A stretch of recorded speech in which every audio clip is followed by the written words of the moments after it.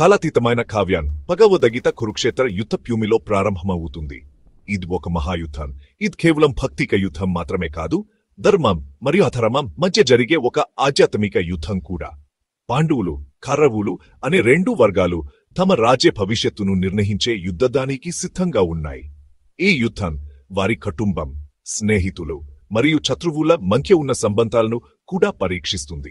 మొదటి అధ్యాయం ఈ స్మారక యుద్ధానికి నాంది పలుకుతుంది. ఇక్కడ కౌరవుల నాయకుడు దుర్యోధనుడు యుద్ధభూమిని పరిశీలిస్తాడు. అతని మనస్సులో అనేక ఆలోచనలు, ఆశలు మరియు భయాలు ఉన్నాయి. అతను తన విశ్వసనీయ సలహాదారుడు ద్రోణాచార్యుడిని ఉద్దేశించి తన యోధుల బలం, చర్యం గురించి గొప్పగా చెబుతారు. ద్రోణాచార్యుడు కూడా తన శిష్యుడి ధైర్యాన్ని పెంపొందించడానికి ప్రయత్నిస్తాడు. దుర్యోధనుడు అత్యాశలతో గరుడ్డివాడి తన సైన్యం యొక్క విస్తారతను మాత్రమే చూస్తాడు. అతని దృష్టిలో అతని సైన్యం అతనికి విజయాన్ని అందిస్తుంది అని నమ్ముతాడు. పాండవులను నడిపించే ధర్మాన్ని గుర్తించకుండా విజయం ఖాయమని నమ్ముతాడు. కాని పాండవులు ధర్మం, న్యాయం మరియు సత్యం కోసం పోరాడుతున్నారు. ఈ అధ్యాయం యుద్ధం హంచున నిలబడిన వారి మనసులలోకి వారి ఆశలు, భయాలు, వారి నడిపించే ప్రేరణలను ఒక సంగ్రహావలోకన అందిస్తుంది. ప్రతి యోధుడు తన మనస్సులో ఒక యుద్ధం చేస్తూ తన ధైర్యం మరియు నిబద్ధతను పరిపోషించుకుంటాడు. 6 నుండి 9 శ్లోకాలలో దుర్యోధనుడు తన అత్యంత శక్తివంతమైన యోధులను గర్వంగా జాబితా చేస్తాడు. అతను తన సైన్యాన్ని పాండవులపై విజయం సాధించడానికి సిద్ధం చేస్తూ వారి బలాలను వివరంగా వివరిస్తాడు. అతను తన పెద్దనన్న, భయంకరమైన యోధుడు అయిన భీష్ముడితో ప్రారంభిస్తాడు. భీష్ముడు తన అనుభవం మరియు యుద్ధ నైపుణ్యాలతో సైన్యానికి మార్గనిర్దేశం చేస్తాడు. తరువాత అతని గురువు, మాస్టర్ వ్యూహకర్త అయిన ద్రోణుడు తన వ్యూహాత్మక మేధస్సుతో యుద్ధంలో కీలక పాత్ర పోషిస్తాడు. అప్పుడు కర్ణుడు, కిపుడు, అశ్వత్థామ వీరు తమ అసాధారణమైన యుద్ధ నైపుణ్యాలతో ప్రసిద్ధి చెందారు. వికర్ణుడు వంటి ఇతర శక్తివంతమైన యోధుల పేర్లను, వారి ప్రత్యేక నైపుణ్యాలు, అచంచలమైన విధేయతకు ప్రసిద్ధి చెందిన వారిని పేర్కొన్నాడు. వీరు తమ విశ్వాసం మరియు ధైర్యంతో సైన్యానికి బలాన్ని చేకూరుస్తారు. దుర్యోధనుడు ప్రతి యోధుడిన వారి బలాలు, సాధనాలను హైలైట్ చేస్తూ ప్రశంసతో వర్ణించాడు. అతను తన సైన్యాన్ని ప్రోత్సహిస్తూ వారి విజయంపై నమ్మకాన్ని పెంపొందించాడు. వారి మొత్తం శక్తి పాండవులను అలిచివేయడానికి సరిపోతుందని అతను నమ్ముతాడు. అతని సైన్యం పాండవులను ఓడించడానికి సిద్ధంగా ఉంది. అయితే అతని మాటలు అతని స్వంత అభద్రతలను, ధృవీకరణ కోసం తపనను కూడా వెల్లడిస్తున్నాయి. అతని హృదయంలో ఉన్న అనిశ్చితి, ఖేయాలు బయటపడతాయి. మహాభారత యోధులు ఒక గత యుగానికి చెందిన వారైనప్పటికీ నేటికి మనం ఆరాధించే లక్షణాలతో ప్రతిధ్వనిస్తారు. భీష్ముడి అచంచలమైన విధేయత, ద్రోణుడి వ్యూహాత్మక ప్రతిభ, కర్ణుడి దాతృత్వం, అశ్వత్థామ యొక్క తీవ్రమైన యుద్ధ సంకల్పం ఆధునిక నాయకులు వీరులలో ప్రతిధ్వనించే లక్షణాలు. ఇతరులను రక్షించడానికి ప్రాణాలను పణంగా పెట్టే అగ్నిమాపక సిబ్బంది ధైర్యం, రోగులను నయం చేయడానికి అవిశ్రాంతంగా పనిచేసే వైద్యుల అంకిత భావం లేదా మనస్సులను ఆకృతి చేసే ఉపాయుల నిబద్ధతను పరిగణించండి. ఈ వ్యక్తులు వారి వారి రంగాలలో పురాతన యోధుల వలె చార్యం, నిస్వార స్ఫూర్తిని కలిగి ఉంటారు. భగవద్గీత దాని పాత్రల ద్వారా విధేయ, చార్యం, సంసిద్ధత యొక్క ప్రాముఖ్యతను నొక్కి చెబుతుంది. విధేయత వ్యక్తులను కలిపి ఉంచుతుంది, ఉమ్మడి లక్ష్య భావాన్ని సృష్టిస్తుంది. చార్యం సవాళ్లను ధైర్యం, దృఢ సంకల్పంతో ఎదుర్కోవడానికి మనల్ని మతిస్తుంది. జీవితం మనపైకి విసిరే దేనినైనా ఎదుర్కోవడానికి మనం సిద్ధంగా ఉండేలా సంసిక్త నిర్వహిస్తుంది. ఈ లక్షణాలు యుద్ధభూమికి మాత్రమే పరిమితం కాదు. అవి జీవితంలోని అన్ని అంశాలలో విజయానికి అవసరం. అది మన వ్యక్తిగత సంబంధాలు, వృత్తిపరమైన ప్రయత్నాలు లేదా సామాజిక సహకారాలు కావచ్చు. ఈ సద్గుణాలను పెంపొందించుకోవడం ద్వారా మనం జీవిత సంక్లిష్టతలను స్థితిస్థాపకత, సమగ్రతతో నావిగేట్ చేయగలం. 10వ విభాగం మార్గదర్శక దీపాలు. గురువులు, నాయకుల ప్రాముఖ్యత. గురువులు మరియు నాయకులు మన జీవితాలలో కీలక పాత్ర పోషిస్తారు. వారు మనకు మార్గదర్శకత్వం, జిఖాన్ మద్దతును అందిస్తారు.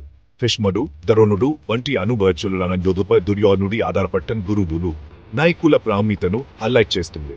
వారు తమ అనుభవంతో, జిఖానంతో మరియు వ్యూహాలతో సమరంలో విజయం సాధించడానికి సహాయపడతారు. గురువులు మార్గదర్శకత్వం, జిఖానం మద్దతును అందిస్తారు. వ్యక్తులు సవాళ్లను నావిగేట్ చేయడంలో, తెలివైన నిర్ణయాలు తీసుకోవడంలో సహాయపడతారు. వారు మనకు స్ఫూర్తిని, ప్రేరణను అందిస్తారు. నాయకులు ప్రేరణిస్తారు, ప్రోత్సహిస్తారు మరియు మనల్ని ముందుకు నడిపిస్తారు. వారు మనకు దిశానిర్దేశం చేస్తారు, మన లక్ష్యాలు చేరుకోవడంలో సహాయపడతారు. ప్రజలను ఒక సాధారణ లక్ష్యం వైపు ఏకం చేస్తారు. వారు మనకు ఒక దిక్చమాన దిశను చూపిస్తారు, మన సామూహిక శక్తిని ఒకే దిశలో కేంద్రీకరించడంలో సహాయపడతారు. నేటి ప్రపంచంలో గురువులు, నాయకుల పాత్ర చాలా ముఖ్యమైనది. వారు మన జీవితాలను ప్రభావితం చేస్తారు, మన అభివృద్ధికి దోహదపడతారు. వారు మన దిక్పథాలను ఆకితి చేస్తారు, మన ప్రతిభను పెంపొందిస్తారు మరియు మనకు స్ఫూర్తిని అందిస్తారు. మన పూర్తి సామర్థ్యాన్ని చేరుకోవడానికి మనకు శక్తినిస్తారు. వారు మనకు సవాళ్లను ఎదుర్కోవడంలో ధైర్యాన్ని, నైపుణ్యాన్ని అందిస్తారు. మన తల్లిదండ్రులు, ఉపాధ్యాయులు, శిక్షకులు లేదా ఆదర్శప్రాయులు కావచ్చు. వారు మన జీవితాన్ని మార్గదర్శనం చేస్తారు. మన ముందు ఉన్న వారి మార్గదర్శకత్వం, ప్రేరణ నుండి మనమందరం ప్రయోజనం పొందుతాము. వారు మనకు మార్గం చూపుతారు, మన విజయానికి పునాది వేస్తారు. హార విభాగం కాలాతీత జ్ఞానం, పురాతన విలువలను ఆధునిక జీవితానికి అన్వయించడం. భగవద్గీత పురాతన భారతీయ తత్వశాస్త్రంలో పాతుకుపోయినప్పటికీ నేటికి సంబంధితంగా ఉన్న కాలాతీత జ్ఞానాన్ని అందిస్తుంది. విధేయచార్యం, సంసిద్ధత, గురువులు, నాయకుల ప్రాముఖ్యత ఇవి కాలం సంస్కృతిని అధిగమించే సార్వత్రిక విలువలు. భగవద్గీత పాఠాలను ప్రతిబింబించడం ద్వారా మనం మానవ స్వభావం, సంపర్షణ స్వభావం, నైతిక ఎంపికలు చేయడం యొక్క ప్రాముఖ్యత గురించి విలువైన అంతర్దృష్టులను పొందొచ్చు. కావ్యం మనల్ని అంతర్గత బలాన్ని పెంపొందించుకోవడానికి, ధర్మంతో వ్యవహరించడానికి, మనం చేసే ప్రతి పనిలోనూ శ్రేష్ఠత కోసం ప్రయత్నించమని ప్రోత్సహిస్తుంది. 7వ విభాగం భగవద్గీత యొక్క శాశ్వతమైన నైతికత. మానవునికి యొక్క శాశ్వతమైన సందిగ్ధతలను పరిష్కరించే సామర్థ్యంలో భగవద్గీత యొక్క శాశ్వతమైన నైతికత ఉంది. ఇది మనలోని సంఘర్షణలు, మనం చేసే ఎంపికలు, మనం ఎదుర్కొనే పరిణామాల గురించి మాట్లాడుతుంది. ధర్మం కోసం జరిగే యుద్ధం సుదూర యుద్ధ భూమిలో కాదు, మన హృదయాలు, మనసులలో జరుగుతుందని ఇది మనకు గుర్తు చేస్తుంది.